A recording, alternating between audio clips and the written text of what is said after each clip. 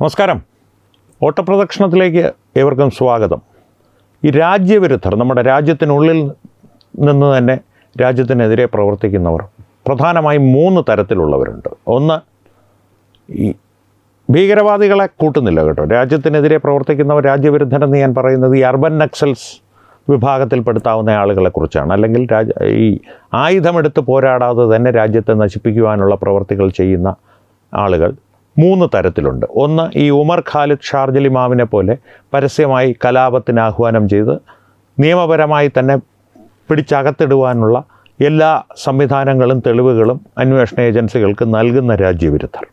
രണ്ടാമത്തേത്, നിയമത്തിൻ്റെ എല്ലാ സംരക്ഷണങ്ങളും വാങ്ങി അല്ലെങ്കിൽ എല്ലാ സംരക്ഷണങ്ങളോടും കൂടി ഒരുപക്ഷെ നിയമസഭാ സാമാജികരായി, ലോകസഭാ സാമാജികരായി, പ്രതിപക്ഷ നേതാവായി രാജ്യത്തിനെതിരെ പ്രവർത്തിക്കുന്ന പപ്പുവിനെ പോലുള്ളവർ. പപ്പുവിൻ്റെ മുത്തശ്ശിയുടെ കാര്യമെടുത്താൽ ഒരുപക്ഷെ പ്രധാനമന്ത്രിയായിട്ട് തന്നെ രാജ്യത്തിനെതിരെ പ്രവർത്തിച്ച പല സംഭവങ്ങളും ഉണ്ടായിട്ടുണ്ട്. അത്തരത്തിലുള്ള രാജ്യവിരുദ്ധർ, അവരെ പലപ്പോഴും നിയമത്തിന് എന്തെങ്കിലും ചെയ്യുന്നതിന് പരിമിതികളുണ്ട്. മൂന്നാമത്തൊരു വിഭാഗമുണ്ട്. ഈ കൂട്ടത്തിൽ ഏറ്റവും അപകടകാരികൾ അവരാണ്.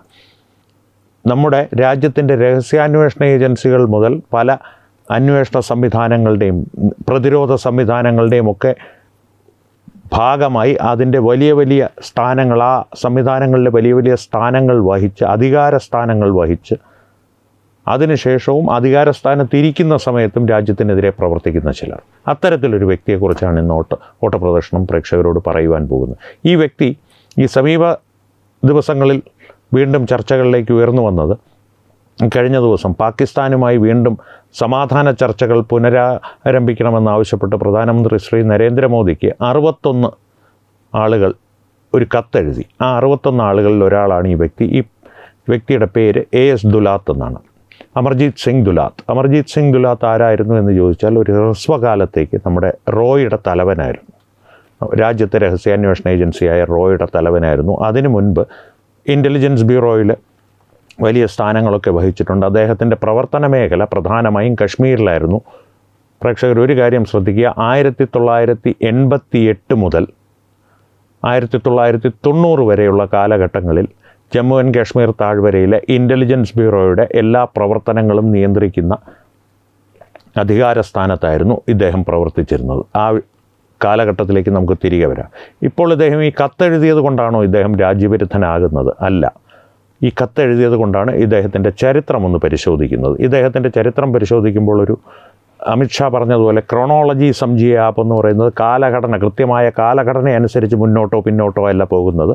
നമ്മളിടയ്ക്കൊരു നോൺ ലീനിയർ തരത്തിൽ ഒരു കാലത്ത് നിന്ന് പിന്നോക്കവും മുന്നോക്കവും ഒക്കെ ഒന്ന് ചാടിയെന്ന് വരും. കാലം ഞാൻ കൃത്യമായി പറയാം.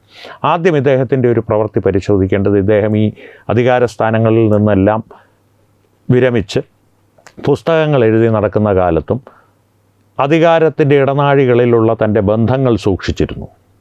അത്രയ്ക്ക് ആ കാര്യത്തിലൊക്കെ വളരെ അതിവിദഗ്ധനാണ് എന്ന് തന്നെ പറയേണ്ടി വരും. 2015 മെയ് മാസം ഒരു സംഭവം നടക്കുന്നു.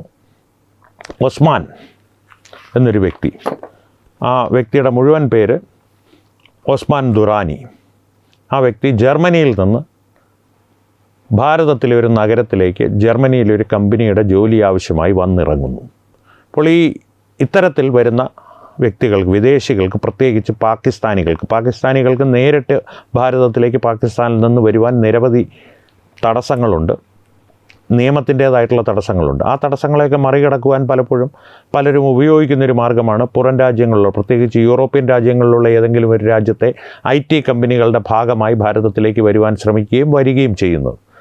ആ വ്യക്തി ഭാരതത്തിലെ ഒരു നഗരത്തിൽ വന്നിറങ്ങുന്നു. ഒസ്മാൻ ദുറാനി എന്ന വ്യക്തി പാകിസ്ഥാനിയാണ്. നിയമപരമായിട്ട് ആ വ്യക്തിക്ക് തിരിച്ച് ഭാരതത്തിൽ നിന്ന് പുറത്തേക്ക് പോകേണ്ടത് ഏത് നഗരത്തിൽ അയാൾ വന്നിറങ്ങിയോ ആ നഗരത്തിൽ നിന്ന് തന്നെ ആയിരിക്കണം. അത് ചെയ്യാതെ അയാൾ ഈ നഗരത്തിൽ നിന്ന് മുംബൈയിലേക്ക് എത്തുന്നു. മുംബൈയിൽ എയർപോർട്ട് അധികൃതർ, വിമാനത്താവള അധികൃതരും കസ്റ്റംസും എല്ലാം ചേർന്ന്, എമിഗ്രേഷൻ അധികൃതരും എല്ലാം ചേർന്ന് ഇയാളെ തടഞ്ഞു വയ്ക്കുന്നു. അപ്പോഴാണ് ഉന്നത തലങ്ങളിലേക്ക് AS ദുലാത്തിൻ്റെ ഒരു ഫോൺ കോളുകൾ പോകുന്നത്. 24 മണിക്കൂർ നീണ്ട ഒരു സമവാക്യ ചർച്ചകൾ, ബാക്ക് ചാനൽ നെഗോഷിയേഷൻസ് എന്ന് പറയുമല്ലോ, അത് ഭാരതത്തിൻ്റെ ആന്തരിക സംവിധാനങ്ങൾക്കുള്ളിൽ നടത്തുവാൻ എസ് ദുലാത്തിന് സാധിച്ചു. അതിൻ്റെ പരിണാമമായി ഈ ഒസ്മാൻ ദുറാനി എന്ന വ്യക്തി കേസുകളൊന്നും അയാളുടെ പേരിൽ രജിസ്റ്റർ ചെയ്യപ്പെടാതെ സ്വതന്ത്രമായി ഭാരതത്തിൽ നിന്ന് ജർമ്മനിയിലേക്ക് പറന്നു, മുംബൈയിൽ നിന്ന് ജർമ്മനിയിലേക്ക് പറന്നു. 2 കാര്യങ്ങൾ പ്രേക്ഷകരോട് ഞാനിതിൽ പറഞ്ഞിട്ടില്ല. അത് അവസാനം ഒരു സസ്പെൻസായിട്ട് പഞ്ച് ലൈനായിട്ട് പറയാമെന്ന് വെച്ച് ഒന്ന് പുറകോട്ട് പിടിച്ചതാണ്. ആദ്യത്തെ കാര്യം, ഈ ഒസ്മാൻ ദുറാനി വന്നിറങ്ങിയ നഗരം അത് കൊച്ചിയാണ്. കൊച്ചിയിൽ നിന്നാണ് അയാൾ മുംബൈക്ക് പോയത്, നിയമങ്ങൾ തെറ്റിച്ചുകൊണ്ട്. ഈ ഒസ്മാൻ ദുറാനി ആരാണ് എന്നുള്ളത്. ഒസ്മാൻ ദുറാനി മുൻ ISI മേധാവി അസദ് ദുറാനിയുടെ മകനാണ്. ഈ അസദ് ദുറാനി എന്ന വ്യക്തി AS ദുലാത്തിൻ്റെ അടുത്ത സുഹൃത്താണ്, വെറുതെ പറയുന്നതല്ല. ഇവർ ഇരുവരും ചേർന്ന് ആലോചിച്ച് നോക്കുക, ISIയുടെ മുൻ മേധാവിയും റോയുടെ മുൻ മേധാവിയും. അത് ഒരു ഹ്രസ്വകാലത്തേക്ക് മാത്രമാണ് മേധാവിയായിരുന്നതെങ്കിൽ പോലും റോയുടെ മേധാവി എന്നുള്ളത്, സെക്രട്ടറി എന്നുള്ള ആ സ്ഥാനം അത്ര നിസ്സാരപ്പെട്ട ഒരു സ്ഥാനമല്ല. ആ സ്ഥാനത്തിരുന്നൊരു വ്യക്തിയും തമ്മിൽ യോജിച്ച് ഒരു പുസ്തകം രചിക്കുന്നു. ദ സ്പൈ ക്രോണിക്കിൾസ്, റോ and ISI and the illusion of peace. 2018 ഈ പുസ്തകം പുറത്തു വരുന്നത്. ഈ പുസ്തകത്തിന് എൻ്റെ ഒരു സഹരചന നടത്തുന്നതിന്, ഒരുമിച്ച് ചേർന്ന് ജോയിൻ്റായി രചന നടത്തുന്നതിന് മുൻപ് തന്നെ ഇവർ തമ്മിൽ വലിയ സൗഹൃദങ്ങൾ കാത്തു സൂക്ഷിച്ചിരുന്നു. ഇപ്പോഴും കാത്തു സൂക്ഷിക്കുന്നു ഇവരുടെ കുടുംബങ്ങൾ തമ്മിൽ. പലപ്പോഴും ഈ AS ദുലാത്തിൻ്റെ പത്നിയും ഈ അസദ് ദുറാനിയുടെ പത്നിയും, അസദ് ദുറാനിയുടെയൊക്കെ കാര്യം പറയുമ്പോൾ പത്നി എന്ന് പറയേണ്ട, പത്നിമാരിൽ ഒരാളെന്ന് ചിലപ്പോൾ പറയേണ്ടി വന്നേക്കും, ബീവിമാരിൽ ഒരാൾ, ഏറ്റവും പ്രധാനപ്പെട്ട ബീവി എന്ന് വേണമെങ്കിൽ കരുതിക്കുള്ളൂ. പല ബീവികളുണ്ടോ ഇല്ലയോ എന്നൊന്നും അറിയില്ല. കാരണം ഇവരുടെ എല്ലാം കുടുംബ പശ്ചാത്തലം വളരെ രഹസ്യമായിരിക്കും. ദുലാത്തിൻ്റെ അല്ല. കാരണം അദ്ദേഹം ഈ പ്രസിദ്ധിയും പൊതുമണ്ഡലങ്ങളിലുള്ള ഒരു സഹവാസവും എല്ലാം ഇഷ്ടപ്പെടുന്നൊരു വ്യക്തിയാണ്. സാധാരണ ഈ രഹസ്യാന്വേഷണ ഉദ്യോഗസ്ഥന്മാരുടെ പ്രവർത്തന രീതികൾക്ക് വിരുദ്ധമായി. അസദ് ദുറാനി അങ്ങനെയല്ല. ഈ അസദ് ദുറാനിയുടെ പത്നിയും AS ദുലാത്തിൻ്റെ പത്നിയും ഒരുമിച്ച് ദുബായിൽ പലപ്പോഴും ഷോപ്പിങ്ങിന് പോകാറുള്ളതായിട്ട് വിശ്വസനീയമായ കേന്ദ്രങ്ങൾ വിവരങ്ങൾ നൽകിയിട്ടുണ്ട്. അതിൻ്റെ ചിത്രങ്ങളും ലഭ്യമാണ്. പക്ഷേ 2 വ്യക്തികളുടെ സ്വകാര്യതയായതുകൊണ്ടും ഇത്തരത്തിലുള്ള ഷോപ്പിംഗ് സംരംഭങ്ങളെക്കുറിച്ച് അല്ലെങ്കിൽ ഷോപ്പിംഗ് യാത്രകളെക്കുറിച്ച് നമ്മുടെ നാട്ടിലെ നിയമ സംവിധാനങ്ങൾ ആധികാരികമായി കേസുകളൊന്നും രജിസ്റ്റർ ചെയ്തിട്ടില്ലാത്തതുകൊണ്ട് ആ ചിത്രങ്ങൾ ഞങ്ങൾ പുറത്തുവിടുന്നില്ല. മറ്റ് പല ചിത്രങ്ങളും പുറത്തുവിടാം. ഇനി ഈ അസദ് ദുറാനിയുമായിട്ടുള്ള ഇദ്ദേഹത്തിൻ്റെ സൗഹൃദം വളരെ പഴയതാണ് എന്ന് ഞാൻ പറഞ്ഞല്ലോ. ആ സൗഹൃദത്തിൻ്റെ ഭാഗമായിട്ട് തന്നെ ഇയാൾ ഹിസ്ബുൾ മുജാഹിദീൻ്റെ തലവൻ്റെ മകന് ഫറൂഖ് അബ്ദുള്ള, ജമ്മു ആൻഡ് കാശ്മീർ ഫറൂഖ് അബ്ദുള്ളയുടെ ഒരു അഭ്യർത്ഥന പ്രകാരം മെഡിസിന് സീറ്റ് വാങ്ങി കൊടുക്കുവാനും പ്രവർത്തിച്ചിട്ടുണ്ട്. കശ്മീരിലെ ഭീകരവാദികളെ സംബന്ധിച്ച് എല്ലാ കാലത്തും വളരെ ഒരു മൃദു സമീപനമാണ് ഇയാൾ പുലർത്തുന്നത്. ഞാൻ ഓട്ടപ്രദർശനത്തിൻ്റെ തുടക്കത്തിൽ തന്നെ പ്രേക്ഷകരോടൊരു കാര്യം പറഞ്ഞിരുന്നു. 1988 മുതൽ 90 വരെയുള്ള കാലഘട്ടത്തിൽ കശ്മീരിൽ ഇൻ്റലിജൻസിൻ്റെ തലവനായി ഇയാൾ പ്രവർത്തിക്കുന്ന കാലഘട്ടത്തിലേക്ക് നാം തിരിച്ചു വരാമെന്നുള്ളത്. ആ കാലഘട്ടത്തിൻ്റെ പ്രത്യേകത എന്താണ് എന്ന് പ്രേക്ഷകരൊന്ന് ചിന്തിച്ചു നോക്കൂ. കശ്മീർ താഴ്വരയിൽ ഭീകരവാദം പൊട്ടിപ്പുറപ്പെടുന്നത് ആ കാലഘട്ടങ്ങളിലാണ്. കശ്മീർ പണ്ഡിറ്റിൻ്റെ പലായനത്തിലേക്ക് എത്തിക്കുന്ന, കൂട്ടപ്പലായനത്തിലേക്ക് നയിച്ച 1990 വരെയുള്ള കാലഘട്ടം. അതിനുശേഷം കശ്മീരിൽ ഒരു പടിപടിയായി കൃത്യതയോടെ ആസൂത്രിതമായൊരു പദ്ധതി നടപ്പാക്കുന്ന തരത്തിൽ ഭീകരവാദം വളർന്നു വന്നു. ആർട്ടിക്കിൾ 370 എടുത്ത് കളയുന്നത് വരെ. ഇപ്പോഴും ഭീകരവാദത്തിൻ്റെ അലയൊലികൾ കശ്മീരിൽ അവിടെയും എവിടെയുമായി ഉയരുന്നുണ്ട്. എന്നാലും പഴയ ഒരു ഭീകരതയില്ല. ഇദ്ദേഹത്തിൻ്റെ മേൽനോട്ടത്തിലാണ്. മേൽനോട്ടം എന്ന് പറഞ്ഞാൽ ഇദ്ദേഹം ഭീകരവാദികൾക്ക് സഹായം ചെയ്തു കൊടുത്തു എന്ന് ഞാൻ പറയുന്നില്ല. ഒന്നുകിൽ ഇദ്ദേഹം സഹായം ചെയ്തു കൊടുത്തു, അല്ലെങ്കിൽ ഇദ്ദേഹത്തെ പോലൊരു കഴിവുകെട്ട ഉദ്യോഗസ്ഥൻ ഭാരതത്തിൻ്റെ ചരിത്രത്തിലുണ്ടായിട്ടില്ല. രണ്ടിലേതെങ്കിലും ഒന്ന് സത്യമായിരിക്കണം. അക്കാലഘട്ടത്തിലാണ് ഇത്തരത്തിലുള്ള ഭീകരപ്രവർത്തനങ്ങൾ കശ്മീരിൽ പൊട്ടിപ്പുറപ്പെടുന്നത്. അതിനു മുൻപ് കശ്മീരിൽ ഇടയ്ക്കിടെയുള്ള മതസംഘർഷങ്ങൾ അവിടെ ഇവിടെ പൊട്ടിപ്പുറപ്പെടുമെന്നുള്ളതല്ലാതെ ഭീകരവാദം എന്നുള്ളൊരാശയം കശ്മീരിൽ എവിടെയും കേൾക്കുവാനുണ്ടായിരുന്നില്ല. നേരിട്ടുള്ള യുദ്ധത്തിൽ ഭാരതത്തോട് ജയിക്കുവാൻ സാധിക്കില്ല എന്ന് മനസ്സിലാക്കിയ പാകിസ്ഥാനിലെ തന്നെ ISI, ഈ ദുലാത്തിൻ്റെ പ്രിയ സുഹൃത്തായ ദുറാനി ഭരിച്ചിരുന്ന ISI കണ്ടെത്തിയൊരു മാർഗമാണ് പ്രോക്സി വാർ, നിഴൽ യുദ്ധം. നിഴൽ യുദ്ധത്തിന് വേണ്ടി ഭീകരവാദികളെ കശ്മീരിനുള്ളിൽ തന്നെ തയ്യാറാക്കിയെടുത്ത് ആ ചരിത്രം മറ്റൊരു അവസരത്തിൽ, മറ്റൊരു ഓട്ടപ്രദർശനത്തിൻ്റെ മറ്റൊരു അധ്യായത്തിൽ വിശദമായി തന്നെ പറയാം. 1988 മുൻപുള്ള കാശ്മീരും 88 ശേഷമുള്ള കാശ്മീരും എന്തൊക്കെയായിരുന്നു അവിടെ നടന്നിരുന്നത്. 5 ഘടകങ്ങളുണ്ട് അവിടെ ഭീകരവാദത്തെ പ്രോത്സാഹിപ്പിക്കുന്നത്, എങ്ങനെയാണ് ഈ ഒരു ആസൂത്രിത പദ്ധതി അവിടെ നടപ്പാക്കിയെന്നുള്ളത് സംബന്ധിച്ച് അത് വിശദമായി ഓട്ടപ്രദർശനത്തിൻ്റെ മറ്റൊരു അധ്യായത്തിൽ നമുക്ക് ചർച്ച ചെയ്യാം. ദുലാത്തിലേക്ക് വന്നു കഴിഞ്ഞാൽ ഇദ്ദേഹത്തിൻ്റെ ഭരണകാലത്താണ്, അല്ലെങ്കിൽ ഇദ്ദേഹത്തിൻ്റെ മേൽനോട്ടം, ഇദ്ദേഹം ഇൻ്റലിജൻസ് ബ്യൂറോയുടെ മേൽനോട്ടം വഹിച്ചിരുന്ന കാലത്താണ് കശ്മീരിൽ ഭീകരവാദം ഏറ്റവും രൂക്ഷമായൊരു തലത്തിലേക്ക് വരുന്നതും അവിടുന്ന് കത്തിപ്പടർന്ന് താഴ്വരയാകെ വ്യാപിക്കുന്നതും. കശ്മീർ ഭീകരവാദികളോട് എല്ലാ കാലത്തും ഒരു മൃദു സമീപനമാണ് ഇദ്ദേഹം പുലർത്തിയിരുന്നതെന്ന് പറഞ്ഞല്ലോ, അത് വെറുതെ പറഞ്ഞതല്ല. ഇദ്ദേഹം കശ്മീർ താഴ്വരയിൽ ഇൻ്റലിജൻസ് ബ്യൂറോയുടെ പ്രവർത്തനങ്ങൾക്ക് മേൽനോട്ടം വഹിച്ചിരുന്ന കാലത്ത് ഈ സംഭവങ്ങൾ ഉണ്ടായതെന്നുകൊണ്ട് മാത്രമല്ല, അഫ്സൽ ഗുരുവിനെ, ഭാരതത്തിൽ ഭീകരവാദ പ്രവർത്തനങ്ങൾക്ക് ചുക്കാൻ പിടിച്ചിരുന്ന അഫ്സൽ ഗുരുവിനെ തൂക്കിക്കൊന്ന സംഭവത്തെ ഇദ്ദേഹം വിശേഷിപ്പിച്ചത് ദൗർഭാഗ്യകരമായൊരു സംഭവമെന്നാണ്. കശ്മീരിൽ ഭീകരവാദികളെ സംബന്ധിച്ച് ഞാൻ പറഞ്ഞു, ഹിസ്ബുൾ മുജാഹിദിൻ്റെ തലവൻ്റെ മകന് മെഡിസിന് സീറ്റ് വാങ്ങിക്കൊടുക്കാനായിട്ട്, ഡോക്ടറാകാൻ പഠിക്കുവാൻ സീറ്റ് വാങ്ങിക്കൊടുക്കുവാനായിട്ട് മുൻകൈ എടുത്തത് ഇദ്ദേഹമാണ്. അതിനുമപ്പുറത്തേക്ക് പാക് ഒക്യുപ്പൈഡ് കശ്മീരുമായിട്ട് നമുക്ക് പ്രശ്നങ്ങളൊന്നും വേണ്ട കാര്യമില്ല, ലൈൻ ഓഫ് കൺട്രോൾ നാം അങ്ങ് അംഗീകരിച്ചാൽ മതി എന്ന് പരസ്യമായി വിരമിച്ചതിന് ശേഷമാണ് പ്രഖ്യാപിച്ച ആളാണ് ഇദ്ദേഹം. അജിത് ഡോവലിൻ്റെ പ്രവർത്തനങ്ങൾ, ഡോവൽ ഡോക്ട്രിൻ എന്നുള്ള കശ്മീരിൽ ഒരു മസ്കുലാർ ഡിഫൻസ് ആൻഡ് ഒഫൻസ് സൈന്യം കൈക്കൊള്ളണമെന്നുള്ള ഒരു പൗരുഷമേറിയ പ്രതിരോധം, ആക്രമണം, അജിത് ഡോവലിൻ്റെ ഒരു മനോഭാവമാണ്, മാർഗരേഖകളാണ്. അത് സൈന്യം കൈക്കൊള്ളുന്നതിന് രൂക്ഷമായി വിമർശിക്കുന്ന ഒരു വ്യക്തിയാണിത്. ഒരു പരുന്തിൻ്റെ സ്വഭാവമാണ്, റാഞ്ചിയെടുക്കുന്ന ഒരു പരുന്തിൻ്റെ സ്വഭാവമാണ് അജിത് ഡോവൽ എന്നാണ് ഇദ്ദേഹം പറയാറുള്ളത്. തിരിച്ച് ദുലാത്തിനെ അജിത് ഡോവൽ മറുപടിയൊന്നും കൊടുക്കാറില്ല. മറുവശത്ത് നിന്ന് ഇദ്ദേഹത്തിൻ്റെ വിമർശകർ പറയുന്നത് ഒരു മാടപ്രാവിനെ പോലെയാണ് ഇയാൾ എപ്പോഴും ISIയോട് പെരുമാറിയിട്ടുള്ളത്, അല്ലെങ്കിൽ ISIയെ സമീപിച്ചിരുന്നത് എന്നാണ്. കഴിഞ്ഞില്ല, പരസ്യമായി ISI ലോകത്തെ ഏറ്റവും ശക്തിയേറിയ ചാരസംഘടനകളിലൊന്നാണ്. ഏറ്റവും സമർത്ഥരായ ചാരപ്രവർത്തകർ അല്ലെങ്കിൽ ചാരന്മാരുള്ളത് ISIയിലാണ്. അദ്ദേഹത്തിന് സാധിക്കുമായിരുന്നെങ്കിൽ അദ്ദേഹം ISIയുടെ തലവനായേനെ, അല്ലെങ്കിൽ അതാണ് തൻ്റെ ഏറ്റവും വലിയ ആഗ്രഹമെന്നുള്ള രീതിയിലുള്ള പരസ്യ പ്രസ്താവനകൾ ഇദ്ദേഹം നടത്തിയിട്ടുണ്ട്. ഇദ്ദേഹം എന്ന് വിളിക്കുന്നത് നമ്മുടെ നാട്ടിലെ ഒരു ഉദ്യോഗസ്ഥനായിരുന്നു. പ്രത്യേകിച്ച് ഒരു കാര്യം ചിന്തിക്കുക, ഇയാൾ ഈ രഹസ്യാന്വേഷണ ഏജൻസികൾ പ്രവർത്തിക്കുന്ന കാലഘട്ടങ്ങളിൽ ഒരിക്കൽ പോലും ഇയാൾക്ക് നേരെ ആരും വിരൽ ചൂണ്ടിയിട്ടില്ല. കഴിവുകെട്ടവനാണ് എന്നുള്ള ചീത്തപ്പേര് വരുന്നിട്ടുണ്ട്. പക്ഷേ കഴിവുകെട്ടവനാണ് എന്നുള്ള ചീത്തപ്പേരുകൾ ഉയരുമ്പോൾ പോലും സ്ഥാനക്കയറ്റത്തിന് മേൽ സ്ഥാനക്കയറ്റങ്ങൾ ഇദ്ദേഹത്തെ തേടിയെത്തിയിരുന്നു. എന്തിനു പറയുന്നു, അടൽ ബിഹാരി വാജ്പേയിയുടെ ഭരണത്തിന് കീഴിലാണ് ഇദ്ദേഹം റോയുടെ ചീഫാകുന്നത്. അത്തരത്തിൽ ബന്ധങ്ങൾ കാത്തു സൂക്ഷിക്കുവാനും തൻ്റെ യഥാർത്ഥ ഉദ്ദേശങ്ങൾ, തൻ്റെ മനസ്സിലിരിപ്പ് മറ്റുള്ളവരെ അറിയിക്കാതിരിക്കാനും വിദഗ്ധനായിരുന്നു ഇദ്ദേഹം. അത്തരത്തിൽ ഇയാളൊരു നല്ല ചാരനായിരുന്നു എന്ന് തന്നെ വേണം പറയാൻ. അപ്പോൾ AS ദുലാത്തിൻ്റെ ഒരു പ്രത്യേകത എന്ന് പറഞ്ഞു കഴിഞ്ഞാൽ, കാലാകാലങ്ങളിൽ കശ്മീരി ഭീകരവാദികൾക്കും പാക് അധിനിവേശ കശ്മീരിലെ പാക് സൈന്യത്തിൻ്റെ അടിച്ചമർത്തലുകൾക്കും എല്ലാം പിന്തുണ നൽകുന്ന ഇയാൾ ISIയോട് വളരെ മമത കാണിക്കുന്ന, താല്പര്യം കാണിക്കുന്ന ഒരു വ്യക്തിയാണ്. എവിടെ നിന്നാണ് ഈ താല്പര്യം ഇയാൾക്കുടെ ഉള്ളിൽ പൊട്ടിമുളയ്ക്കുന്നത്?